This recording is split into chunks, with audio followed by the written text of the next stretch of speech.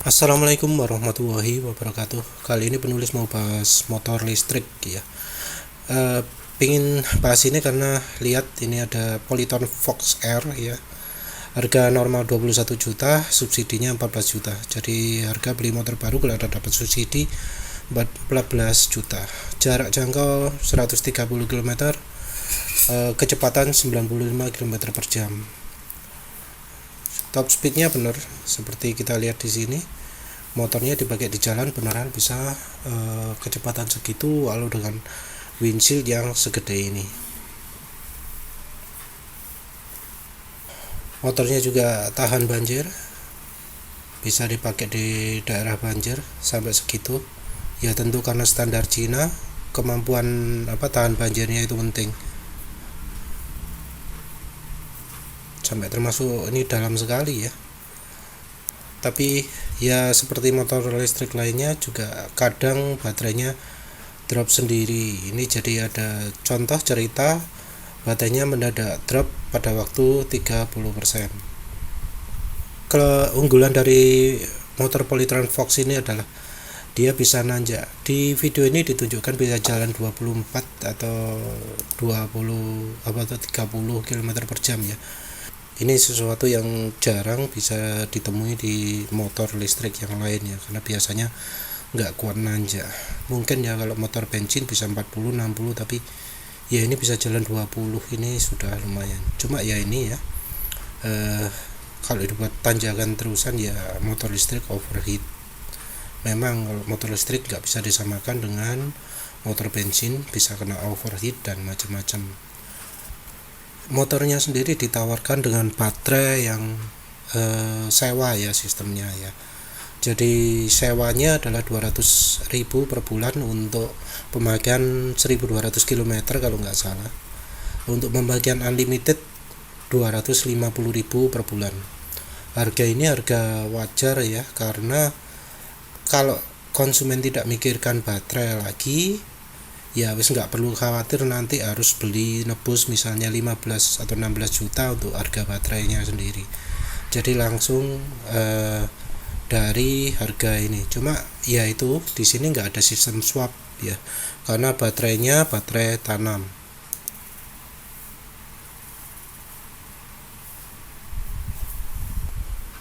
Nah, bahasan soal Fox R ini penulis menemukan dari ini ya, tukang ojek yang pakai Fox R yang membandingkan antara pemakaian Fox R dengan Aerox, Speed, Vario gitu ya. Satu hal yang penulis amati betul-betul itu adalah dia mencantumkan tidak hanya dari sisi bensinnya saja, tapi dari sisi perawatan dan oli gitu ya. Kalau reviewnya sendiri penulis kurang begitu yakin karena dia ini pakai Aerox gitu ya, sehari 40.000 ya untuk berapa kilo itu nggak tahu. Terus dia pakai Fox R, nggak disebut biaya bensinnya, cuma dia nyebutnya dia jalan terus jam 11 pulang atau jam 10 terus sampai jam 3 baru berangkat lagi. Kenapa begitu? Karena dari jam 10 sampai jam 3 dia itu ngecas motor Polytron Fox R-nya untuk biar bisa jalan lagi. Jadi ya mestinya dia tidak jalan antara jam 10 sampai jam 3. Mungkin dia cocoknya punya 2 Fox R kali ya. Yang satu baterainya habis, dicas di rumah, terus nanti bisa jalan lagi. Atau mungkin kalau baterainya bisa ditukar. Cuma keunggulan Fox R ini malah katanya baterainya tanam. Kalau baterainya tanam itu resiko pencurian baterai akan jauh berkurang, karena sekarang orang sudah banyak tahu kalau harganya baterainya itu mahal sekali. Jadi ya itu ya, hitung-hitungannya penulis kurang jelas. Yang jelas 40.000 untuk motor Aerox-nya 40.000 rupiah per hari, terus dikalikan sebulan kalau nggak salah ketemu 1,2 juta. Terus ada oli juga 100.000, 1,3 juta. Terus dia juga belum ngomong servis dan macam-macam. Kalau untuk Polytron Fox Air-nya ada biaya 200.000 sebulan sewa baterai, atau ya tadi 250.000 kalau unlimited ya. Tapi rupanya si Mas ini pilih yang 200.000. Terus dia nggak ngitung biaya listriknya berapa, jadi nggak ada penghitungan dia habis listriknya di rumah nambah berapa, dia nggak hitung ya. Jadi itu dari si Mas ini kehitung murah sih. Ada yang lebih mahal seperti misalnya yang dari sini, dari sini, dari sini, dari sini. Jadi kalau yang ini si Mas ini kebetulan ngomong antara motor listrik dengan motor bensin, katanya motor bensin yang lebih beruntung. Mungkin ada hubungannya dengan konsumennya. Konsumennya ada yang nggak mau motor listrik, ada yang mau motor listrik. Kalau kecenderungan sekarang motor listrik itu emang cenderung lambat ya. Mungkin khusus motor-motor yang ditawarkan di Gojek ini, ada Gimco, ada Volta, ada VR mungkin, lupa menulis. Tapi mungkin karena pemilihan motornya ya. Ini juga dia ngomong kalau untuk jarak jauh nggak cocok, kalau untuk GoFood cocok. Ini yang dari Go ya, Gojek. Ini juga Gojek. Ini Grab. Nah kalau untuk Grab ini malah yang pemilik kendaraan listrik, yang ingin Grab listrik yang malah dapat problem, karena rupanya begitu pakai akun baru orangnya harus mulai dari awal lagi untuk bisa berjuang dapat orderan. Jadi dia harus minim 2 minggu berada di satu tempat untuk langganan di satu tempat, baru sistemnya mulai menganggap orangnya, oh ini orangnya setia mangkal di sini, jadi ikut perhitungan. Sebelum 2 minggu orangnya bakal dicueki oleh sistem, katanya seperti itu. Kalau yang model Gojek, Grab ini ya, ojek online, itu sewanya tiap bulan adalah tiap hari adalah 50.000. 50.000 kali 30 1,5 juta ya per bulan. Jadi ada beberapa orang yang milih, wah mending nyicil motor bensin aja ya, walau kalau motor bensin masih belum termasuk bensinnya ya. Jadi ya kalau sudah punya motor maka ya pakai yang listrik ini kurang begitu menguntungkan.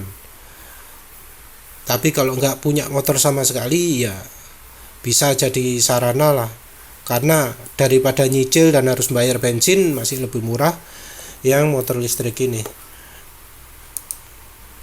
Kalau kelemahannya yang di sini soal banjir nggak disebut, yang terutama adalah soal kesediaan baterai ya.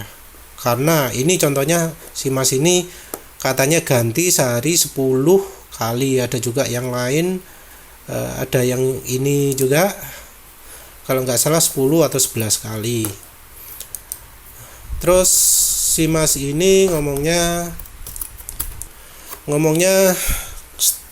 kalau sore hari sering kehabisan. Ini kapan ini? 10 bulan yang lalu. Ini katanya kalau sore hari sering kehabisan. Entah katanya sekarang sudah makin diperbanyak, apa ada lebih banyak lagi atau tidak. Tapi penulis sendiri sempat menemukan video di mana ada 2 tukang ojek yang sampai berantem karena rebutan baterai.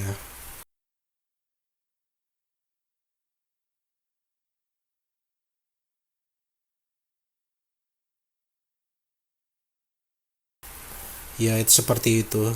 Kalau yang ini model yang sewa ini, model Gojek ini di wis motornya kak ketok wis mbolah. Yang model gini ini eh baterainya adalah baterai sistem swap ya, sistem tukar. Kalau kendalanya ya itu tadi, sore penuh kadang kehabisan. Terus kalau yang masininya ngomong kalau malam jadi lebih banyak yang tutup, jadi kalau mau sampai malam kadang kesulitan soal baterainya kalau ingin swap.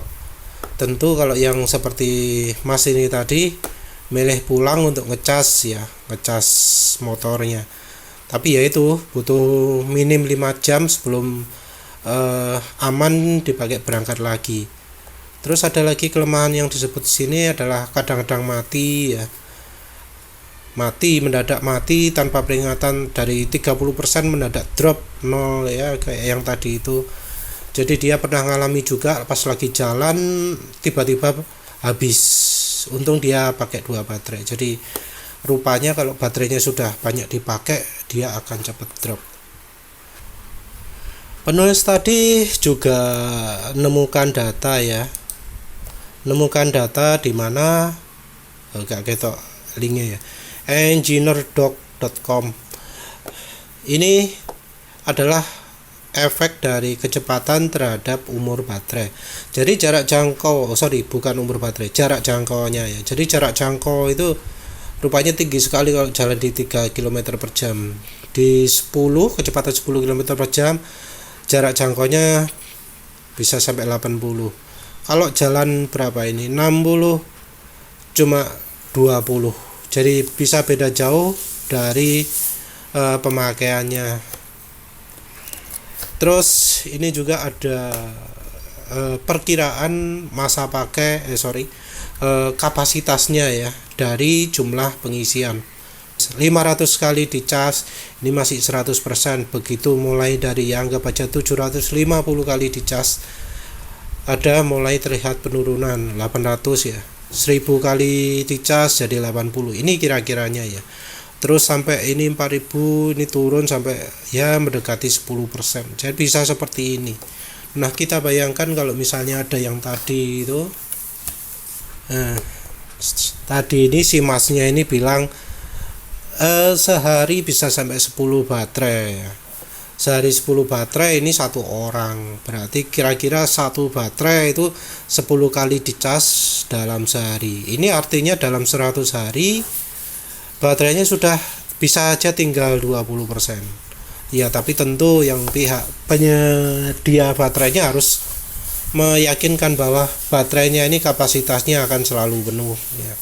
Tapi ya kita bisa lihat perkembangan lah kalau sudah jalan, kira-kira mungkin ya sampai tahun depan ini ceritanya gimana soal yang pakai baterai swap-swapan ini. Tapi yang jelas pakai yang Polytron seperti ini ya, kelemahannya nggak bisa pakai swap, nggak bisa cepat swap. Cuma keunggulannya baterainya dijamin lebih segar lah. Kayak si masnya ini dia sehari ngecas 2 kali ya.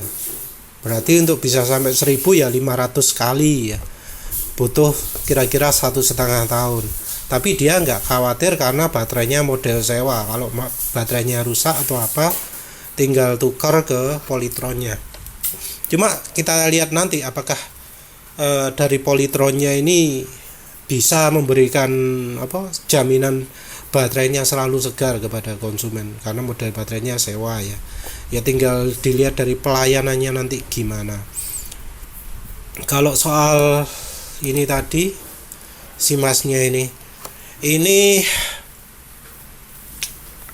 lagi-lagi ya, harusnya biaya servis TB dan CVT ini tidak diikutkan ya, karena motor itu justru malah lebih sering rusak kalau sering servis throttle body, servis CVT. Ini servis TB dan CVT ini adalah sesuatu yang harusnya tidak perlu.